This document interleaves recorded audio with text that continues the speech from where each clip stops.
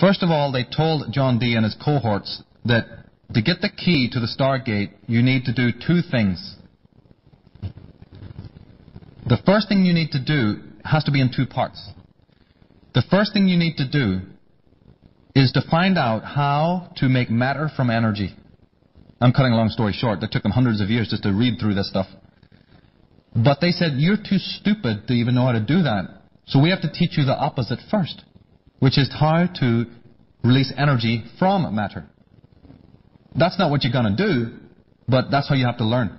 And to do that, it's going to take you 500 years. Remember when Oppenheimer split the bomb? Split the atom? That was when they patted themselves on the back, because phase one was accomplished. The pupils had learned now how to release energy from matter that day. Remember, even people said, my God, they could have destroyed this whole arm of the universe. Well, they don't care, because they have to prove to their masters now, right, that they've learned phase one. That's actually not what they have to learn. They have to learn the opposite. But they have to learn phase one of how to release energy from matter. That was done. Now they're doing the opposite. Now, slowly, they're beginning to learn how to create matter from energy, which is what the macros told them is one of the keys to get out of the Stargate. MIT, SRI, NEC Corporation, and also Sun Corporation are just fronts for that. That's all they are. They're just fronts for that particular agenda. The second key involved, the macrobes told them, involves the element known as silicon. You're talking to John Dee in the 14th century. He's like, what anything is this? What? Right? So they're telling him this stuff, and they said the second key has to do with silicon. What we're calling the silicon revolution is the end game that is now being played out, which is why you see these symbols coming from the ancient world, on these logos.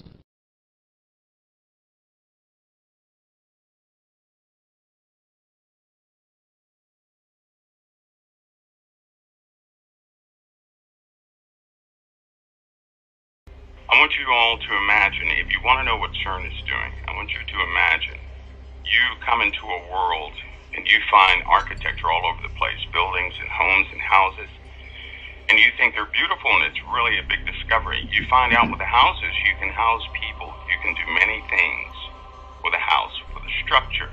All of a sudden, after many years, you become curious and you say, what's holding all this together?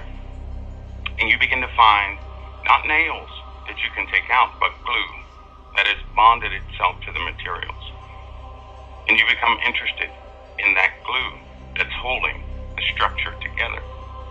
And so you're fascinated by this glue, and you've tried everything to replicate it. You can't, because it's hardened. Glue is hardened. You come to the realization the only way to find out how this glue is working is to break it down to its basic particles. And you have to have that glue in its former state, not the state after it's already hardened, right? So you don't want it in the cured state, the state that you can see. You want it in its initial state, which is a liquid state, before it hardens. And so Cern, basically, is a device that will allow them to examine particles in their initial state, not after everything is bonded together. That's a very simple way to look at what Cern is doing. They're trying to find the glue that holds everything together, is what they're doing. That's the purpose of Cern. Now, what has come out of Cern is called antimatter, which was first actually produced. It was first produced in 1955, and Cern is a very old organization, but it was produced in 1955, and they found positrons, which are anti-electrons. To understand what antimatter is, I'm going to have to explain the very bare basics of what matter is. And believe me, it's going to get very weird here shortly, because you're going to begin to see exactly what they're doing. But you have to understand what you're looking at now. The matter and antimatter are in fact opposites. Now, the matter that we have in front of us, if you take a piece of wood, nothing happens. It's just a piece of wood. But if you set that wood on fire, you have caused a reaction. And then it's in a dangerous potential state. It's active. If you have a battery outside of your cell phone, it does nothing. You put the battery inside the cell phone, the electrons begin to flow. The electrons will flow from one place to another.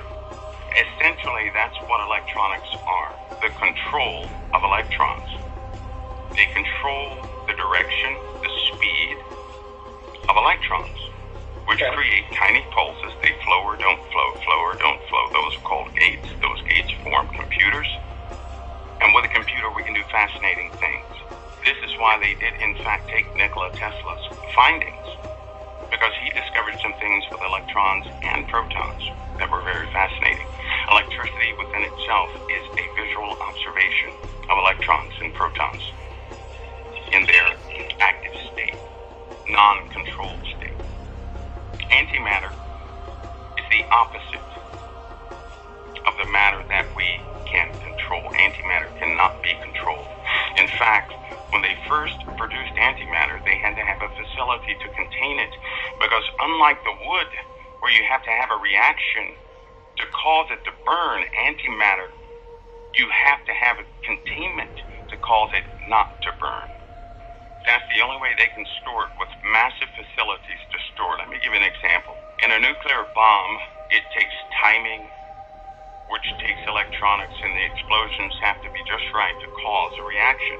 That's a nuclear bomb, like the Hiroshima bomb, which takes pounds of nuclear material to cause it to react. And it has to be very precise. Well, let's go the opposite. Let's say we had antimatter, correct? If we had 1 gram of antimatter, that would equal about 42 or 40, let's just say 45 kilotons of TNT, which is about 4 Hiroshima bombs. And it's already inherently unstable. It's unstable. The only way to harness antimatter is to contain it. And it takes very large and expensive facilities to contain just 1 gram of antimatter. Some have failed, some have not. If those containment devices fail, they cause megaquakes. That's what happens when they fail. Now we're talking small, tiny drops of antimatter. I mean, just drops of raw antimatter. It's highly unstable. It has to be isolated from the rest of reality when it's contained in a literal sense.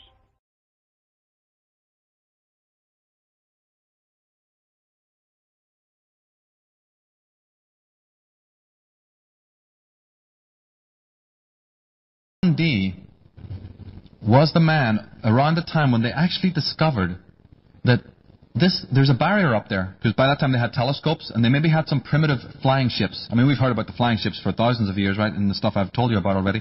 But they may have made some primitive crafts and tried to leave the planet and couldn't do it. So it was around about that time, the 13th, 14th, 15th century, that these technocrats realized, hey, we got a serious problem here. We've just spent almost 11,000 years trying to build up the hardware to get out of this planet, and now, no matter what we build, we can't get out because there's a blinking Stargate up there. So they were in turmoil, and that is one of the reasons why those periods of history are so important, not for the reasons they've been telling you in history school. They really were in a dilemma. They were imprisoned in this planet. Remember in the book of Revelation it says, and God will chain the beast to the pit for 1,000 years? Right? Satan being chained to a pit. They realized they couldn't get out. So John Dee, to cut a long story short, said, well, we need another approach. We'll not stop with the development of the hardware. Keep that going. But we're going to need an altogether different approach. Part of the information that was transmitted to these people from the macrobes was that in order to even begin to build what you need, you're going to have to basically use the entire planet's mineral resources to get the very physical wealth, you know, to pay the people, to do whatever. It's like running a business, right? Anybody here is a business owner, they know what I'm talking about. Well, this is a business that incorporated building super technologies. So is it not from the 14th and 15th century that we have the rise of the British Empire? This tiny little country that stretches its tentacles out to the rest of the world? Isn't it from that time that we have the universities of the world rising? Isn't it from that time we have the stock exchange rising? Isn't it that time we have the Industrial Revolution's beginnings? The agricultural revolution, right? Think of just how many things that we now take for granted that came out of that particular time. Wasn't that the time of the new science of Francis Bacon and Newton and Copernicus and Kepler? All looks very divided, doesn't it? Well, because it's divided, because we're learning it from the universities who have been put together by them in the first place, who know how to disseminate the knowledge so that you won't see the overall pattern. But the few at the top of the pyramid know what is really going on. But the macrobes don't do anything for nothing. So John Dee goes, well, what do you want in return for your knowledge? And they said, we want blood. Because just like any entity, any vampire, right? Blood is energy. And if you study the occult, you'll realize that blood is a form of energy. And blood happens to be the second most commonest word in the Bible after God. So John Dee goes, oh, how much do you want and when do you want it? No worries. Oh yeah, tell when and where. So the macrobe said, well, we want sacrifices. Ladies and gentlemen, is it not also since that time of the 16th century that the wars, not battles between two maniac kings with a couple of hundred knights, but I'm talking about the wars, begin? Not only the ships and the trade routes and the debauchery, Africa, what these people have done to just that continent alone. We don't have to go there. Think about what they've done in America. But isn't it also that time that the great wars begin? Have you ever questioned why it is that all the soldiers always wear occult symbols? Because in order to have a ritual death, even if you just study your common garden black magician who's going to kill a cat, right? They have to draw the right circle, do it under the right constellations, do it under the right timing, right? Think of a mass on a huge level that has to send up energy to these beings. It can't be done, it doesn't qualify as a ritual killing unless certain things are done properly. So the location is very important. And the timing is also very important. So they said the ritual centers, our cities are actually, that's what they are. They're ritual centers for that.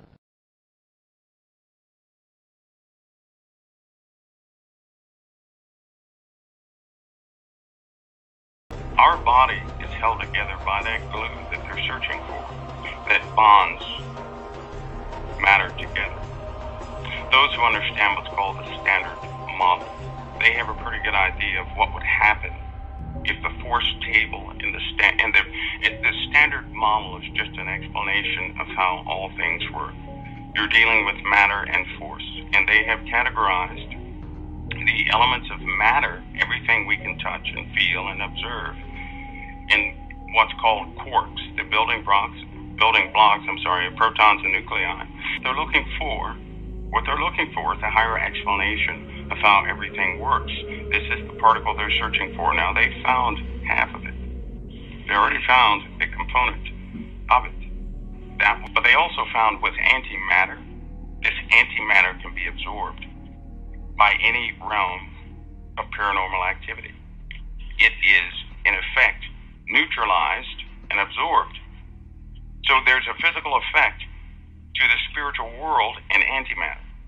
And often, demonic entities and all these other paranormal things are attracted to antimatter. They're attracted to it. For every gram of antimatter that's produced, and then it's bought into this world, when they produce it, it attracts things from another dimension coming here. What is CERN going to do? Is to allow humanity to produce pounds of antimatter. And I hope people have a general understanding of matter, which we can touch and feel and observe, and antimatter, which we cannot touch, feel, or observe. However, it's working in tandem. CERN has yielded so many results and gave a true definition of paranormal activity. It's beyond me that a lot of people cannot get this through the truth of the word. They can't. Antimatter is being pulled out of nowhere, out of this other dimension, which is nowhere, but everywhere. In consequence to that, they found out antimatter has a specific type of energy signature that they can, in fact, detect. This is how is part of the process of pulling it out.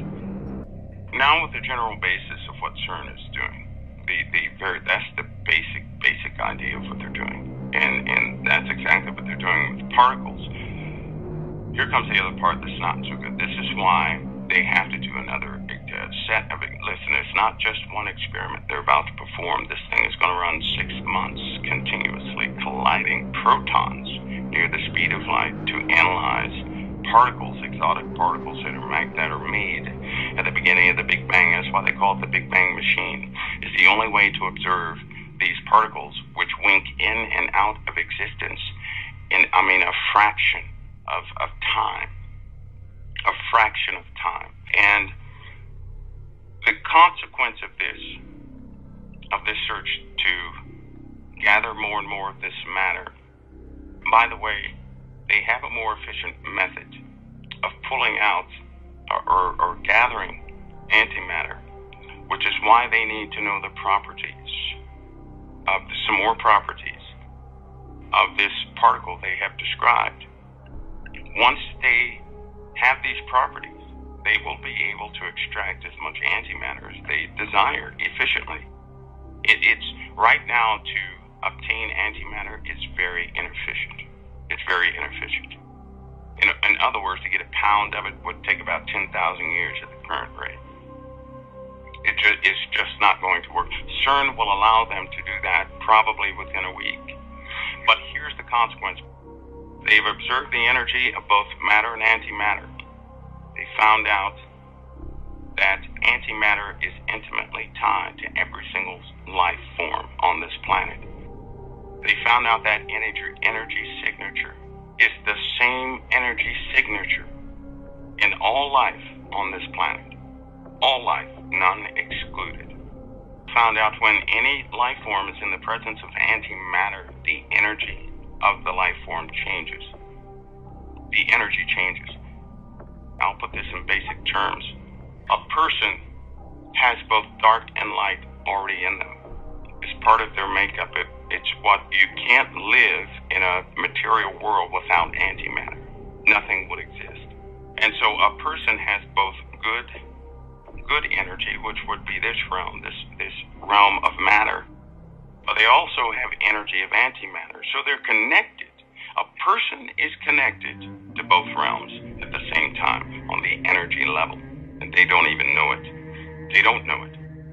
And they have found, certainly, with all the experiments they have found out why paranormal activity exists. They know exactly what it is. They don't want to tell anybody. This is why they perpetuate foolishness on television. But every single person, every single life form is connected to that realm, that other realm, into this realm of reality all the time. Now, a person's thoughts, how a person feels, and doctors know about this too, how a person feels will determine which energy they draw from. You can draw from this realm, good realm, and you have positive results. That's called faith. That's why doctors believe in it. That's why they give out placebos. They know that if a person believes something is helping them, they have it within themselves to repair. They can command their bodies to be repaired simply based on belief. And people think they work. And people have recovered from cancer. People have recovered from back injuries. Quadriplegics have been repaired simply by their own faith. This other realm, because that energy is contained in another dimension, so to speak. That's the containment wall. But when a person draws that energy in, it is the opposite of this realm. In this realm, again, we have to light a piece of wood with a flame to catch it on fire. In that realm, it's already on fire. You have to contain it to see the wood because it's engulfed in flames. It's the opposite of this realm. When a person changes their emotional state, their energy changes, and they begin to draw their energy from this other dimension, this chaotic and violent and uncontainable place where they draw dark matter from, intimately linked. And it's in operation all the time. Now, the scientists, they are aware of this. Now, here's the other part that's not so comforting. On the spring equinox, forces change on the Earth, and they know this. They know that forces do change, which will, in fact, allow them to have better results. And believe me, it's timed perfectly. It is timed perfectly. with the basic introduction of what Cern is doing and what it is, and the dark matter and matter itself. Now we get into the heart of the matter, of what's actually, there will be consequences. It's just that there have been consequences before. Nobody took notice, and the energy signature of dark matter, which, by the way, resides everywhere. But once you bring it into this realm, where we can actually see it and observe it, it attracts things from the other realm. Dark matter is tied to dark matter. Everything has a connection. Everything has a connection. That connection can never be broken by anything. If they bring dark matter into this realm, it's still connected to that realm where the dark matter came from. No matter how far away they put it anywhere, it's still connected. Because that realm is everywhere and it's still connected. Because it's connected, it effectively increases paranormal activity around where it's contained. And this is why they shift facilities of where they once kept dark matter in a college. I won't name it for the sake of the college, but the university. They had to move it to a deep underground facility because of what was happening to the people in the college. People began to have vivid dreams, nightmares. The violence began to erupt, and vile things began to happen in those places. And it's because it's a chaotic piece of matter. It is just chaotic. And it's very difficult to contain something that is so powerfully chaotic. This is what an explosion is, by the way. When an atom bomb explodes, it releases chaos. Chaos in the form of chemicals, reactions, and everything is out of order. An explosion is the absence of order. That's what an explosion is. When you contain something, you're giving it order. So it's controlled. Here's the worst part. Understanding that dark matter is always connected to its source, which is that realm where the dark matter came from, the realm that's all around us. Just imagine that dark matter being the ocean, right? Imagine this realm being the submarine. We're all in the submarine having fun, and we're doing our thing, and we have disagreements here and disagreements there. And then we find out there's a hole in the sub. But the hole is not, we thought the hole was in the sub, but it wasn't in the submarine itself. It was, in fact, in the people. The people's water inside their bodies began to increase based on their emotions. Let's just say that. And the dark matter can then come into this realm through people. That's, in fact, what they discovered in 1950. That people can also produce dark matter by way of, it's very minute, it's very tiny, but it's measurable, it's quantifiable. In fact, they now know how much energy a person has to have before they go absolutely berserk. They also know how much of that energy signature a person must have before an entity from that realm can possess them, which also allowed them to understand that not everybody can be possessed. Not everybody can be, the person has to be prepared to be possessed. They have to be, in essence, they have to be a portal themselves to be possessed. Not everybody can be.